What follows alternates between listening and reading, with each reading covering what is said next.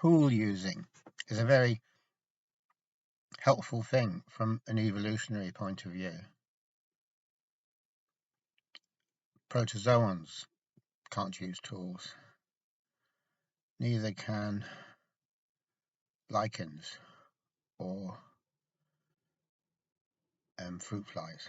Lots of things, lots of creatures can't use tools. They can only use what nature gave them. And on the other hand,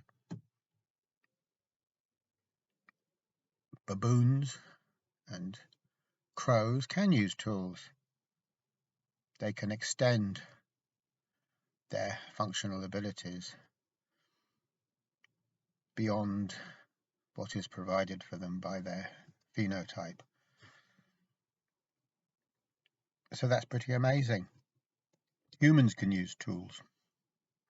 In fact, this whole conversation usually is orientated around the amazing tool-using ability of humans. Humans have tools coming out of every orifice, we might even say.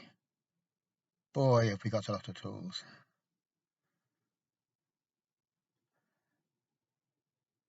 And I was going to say, and that's fine. Maybe it isn't fine. Quite possibly it isn't, because there are invisible drawbacks associated with dependence upon tools. Not just that we're dependent on them and that when the tool breaks, we're left in a predicament. But more importantly than that, any tool, belongs within a particular way of looking at the world. It goes hand in hand with a particular view of the world, so that when we use a tool, we automatically assume the way of looking at the world that tool assumes, which is a tool-like way of looking at the world. Obviously, it would be. But that's not really what I want to talk about. What I want to talk about is psychological tools. So whilst in a very simple fashion we can get away with saying that tools are useful, for example, if I'm working in a quarry and I want to break rocks, I can use a special tool called a rock crushing machine, which is great because if I didn't have it, how the hell am I going to crush those rocks? Because that's not easy, and nature doesn't provide us with the equipment to do that. I could try banging the rocks with my head and see if I can split them, but that's probably not going to be very successful. So in everyday life, in situations such as a person working in a quarry who needs the use of a large rock crushing machine, tools that are not just useful, you wouldn't be able to do it without the tool. But anyway, I'm saying that just to highlight that with the situation with psychological tools. Now, psychological tools aren't useful, or rather they're only useful with regard to perpetuating the particular frame of mind that the tools themselves assume. So really they're trapping us in that particular frame of mind.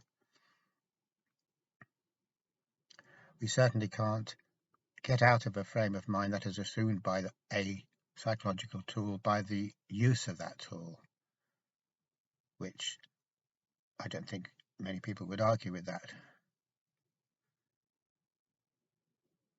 Psychological tools do something that we don't think they do. Psychological tools reaffirm and perpetuate the user of the tool. So if I've got a tool, a psychological tool, and I use it, that perpetuates the self that is using the tool, the ego construct that feels the need to use the tool. So tools, always, psychological tools, always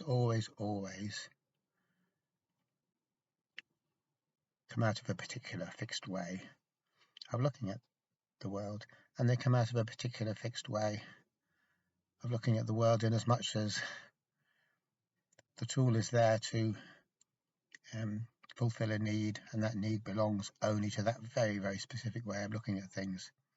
For example, if I wasn't looking at things in that way, I wouldn't need the tool. If I didn't think rock crushing was important, I wouldn't need a rock crusher. So this brings us to the question of what is important in psychology or therapy. Is it important to bolster up and maintain and perpetuate this particular viewpoint, which is the viewpoint that I am habitually associated with, which is the self? Is that the useful thing? Because if it is, tools are good, tools are very useful. So we're looking at a kind of self-centric picture there. Everything serves the self, helps the self. Everything is there to fulfill the self's needs or protect the self against threats, to make the self's life work more smoothly, etc., etc. And that's a particular way of looking at things. It's a particular self-centric way of looking at things. But is that good? Is that really helpful for us? And the very short answer to that is no. A slightly longer answer is absolutely no, absolutely not. Why? Because this very fixed viewpoint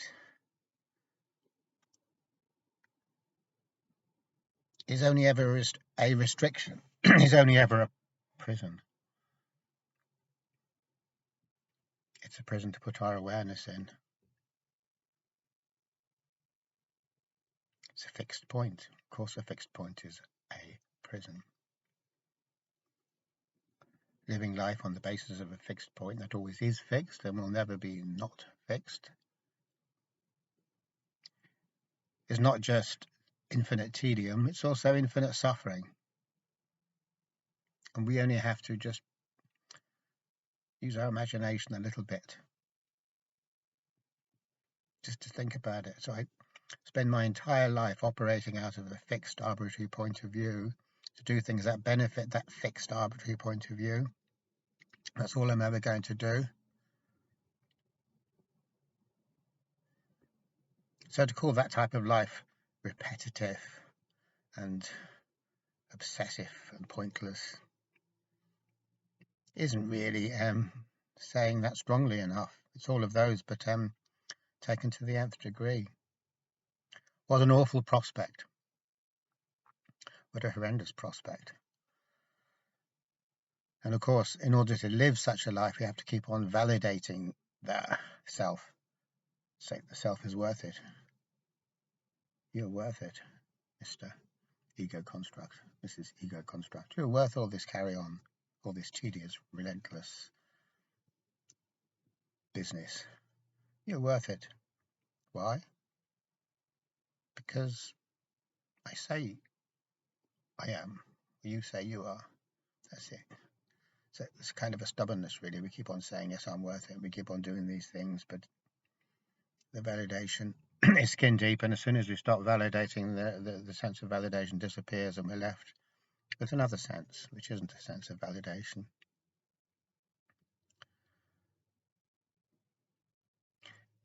So all of that comes down to the idea that we aren't a fixed point, a fixed definition, a fixed defined identity. And that maintaining that defined identity, or living on the basis of that defined identity forever, or as long as we live, is not mental health. It's not mental health because it's an exercise in infinite tedium, pointless tedium, as I've already said. And we know that if we allow ourselves to actually think about it, we know that. What an awful prospect. existence is turned into a mind-numbingly boring chore with apparent perks that are thrown in, but not really, because the perks are only that thing that keeps us interested and keeps us going. The perks serve no more function than to keep us hooked into the illusion and hooked into cycling this particular exercise bike. So as we're cycling, we might see a video screen with pictures of nice countryside going past, or pictures of some wonderful goal that we're coming to, or who knows, inspirational speakers speaking inspirational stuff the way they do. But really, when it comes down to it, I'm just sitting there like an idiot on a bicycle, cycling like mad and getting nowhere, and that is the life of the self-construct. Any place we think we might get is no more than a gimmick that is being employed, that we are employed to validate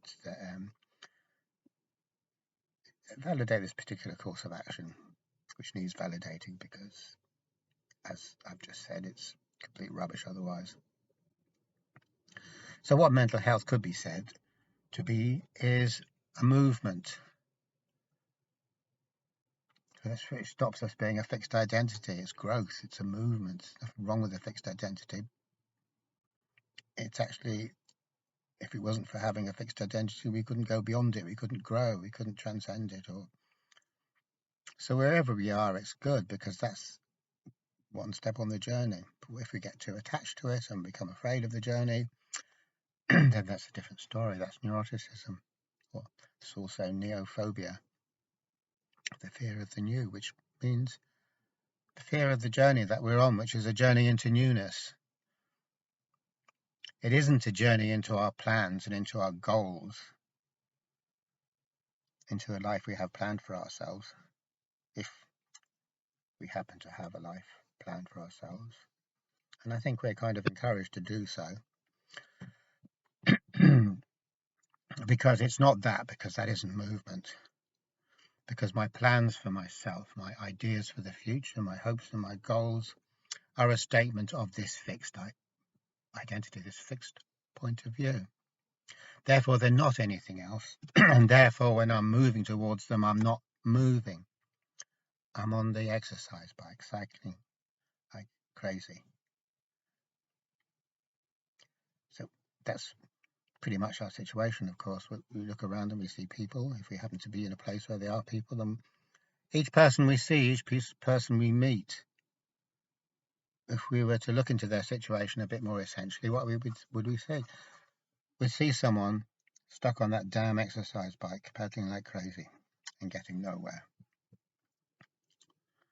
And do you know anyone who isn't like that?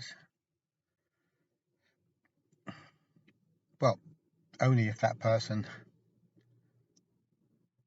isn't completely operating on the basis of the self-construct. That's the only way we wouldn't be in that particular situation. But of course, the collective of a society absolutely wants us to identify with that fixed point of view, and that all the mechanisms that exist in society, all the rewards or apparent rewards, and all the threats or apparent threats, they're all there for precisely that purpose. The whole damn thing is there for precisely that purpose, to keep us believing that we are with this fixed point, this fixed viewpoint.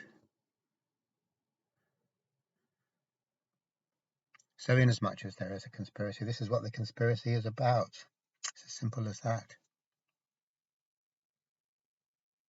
It's as simple as that, but it's also as astonishing as that.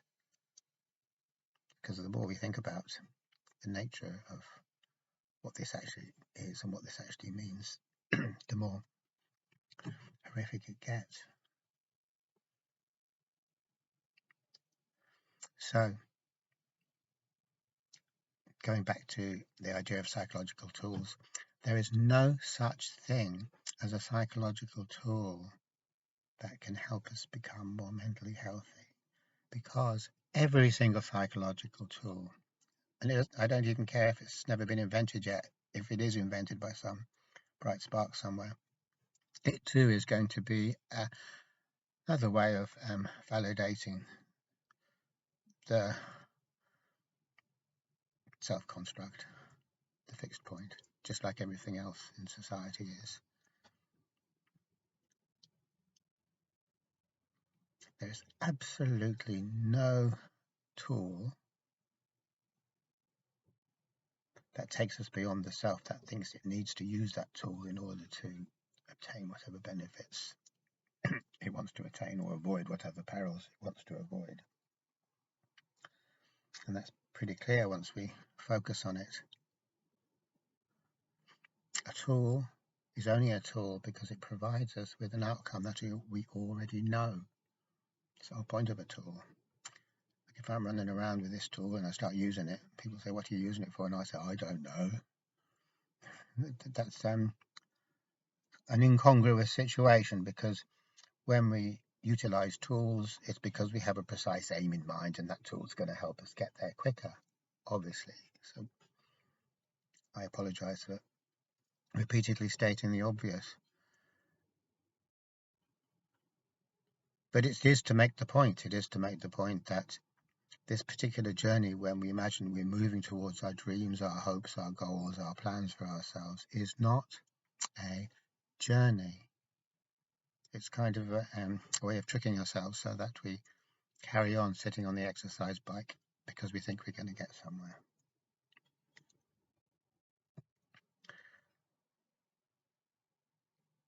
So if we were to talk about doing stuff that's really helpful for us, it wouldn't be using tools to obtain known goals. So we could say, okay, well, maybe I can have a tool to obtain some goal that I don't know about, but that is nevertheless going to be good. Now, maybe you wouldn't say that. Maybe no one would say that because it sounds a bit stupid when I say it. But just to show what our thinking is like on the subject, we might think something like that. We might think, okay, I get it, but can we still do something to help ourselves in this situation where we want to change? Can we help ourselves to change? Obviously, what we would consider to be a good direction. The answer is no, because anything we do, all of our thoughts are tools. All of our thinking is just a projection of this fixed viewpoint. So anything we do on the basis of that thinking, and even if we don't do anything, the thinking itself is auto-validatory. The thinking doesn't transcend itself. In other words, the thinking doesn't help us escape ourselves, which is a perennial human situation. Very often we find ourselves in mental pain, suffering, just not feeling good, or feeling existential pain maybe, which isn't quite as acute as when someone maybe sticks a sharp pencil and jabs it into our leg. That's acute pain. Existential pain, it's not like that, but it's bad all the same. So what we do is we think a lot, and all of our thinking, we might lie in bed late at night thinking, unable to go to sleep, but all of our thinking, without exception, is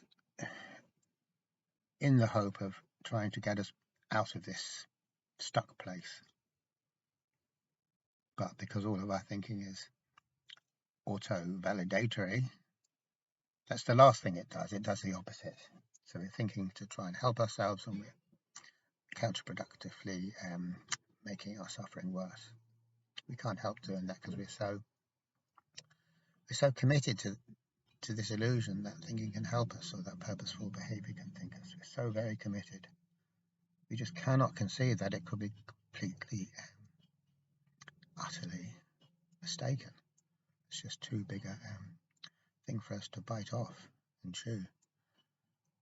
We dislocate our jaw trying to do that. But it always comes to the same thing, that when we do get that insight, then we find ourselves toolless.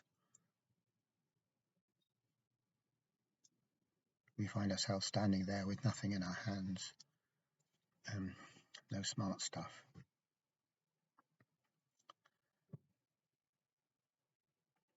And that might not sound very good, but the point is that at that stage, what have we got? We haven't got our tools to change things. but we have got our life as it is actually happening to us, and that isn't a tool. It isn't something we invented in order to further our plans. Now, ideally, I would like to live a life that is completely geared to furthering my plans, and anything that wasn't geared to the furtherance of my plans, the optimization of my game plan, my strategy, I would eliminate. Get rid of that stuff. I've got to be focused here. Is what we say, or tend to say. Get rid of all that superfluous stuff. Let's be serious here. Let's get serious here, is what we tend to say. But the thing is, when we turn our lives into an extended attempt to realize our goals, so that everything that happens is really a reflection of our thinking, which we use to construct the goals, and our thinking about how to best get to the goals, that isn't our life. That's just the thinking mind creating a situation that mimics what it thinks life should be, which is actually a trap. But the whole time life is happening to us, and it's not planned. It certainly has no aim in mind. I know people sometimes say God has a plan for us, but I think people say that because that statement reflects our incredible blindness. I don't think it actually says anything about God. Obviously enough. Who are we to talk about God's plan? And who are we to make that absurd suggestion that God needs plans or has any interest in plans? Because presumably God is not as occluded as we are, as stupid as we are. So the thing about life is it's unplanned, it's not going to plan, and it's disagreeable to the self-construct on that basis. But at the same time, this life that's happening not to plan is the very thing that will help us to leave behind the fixed viewpoint and to actually grow.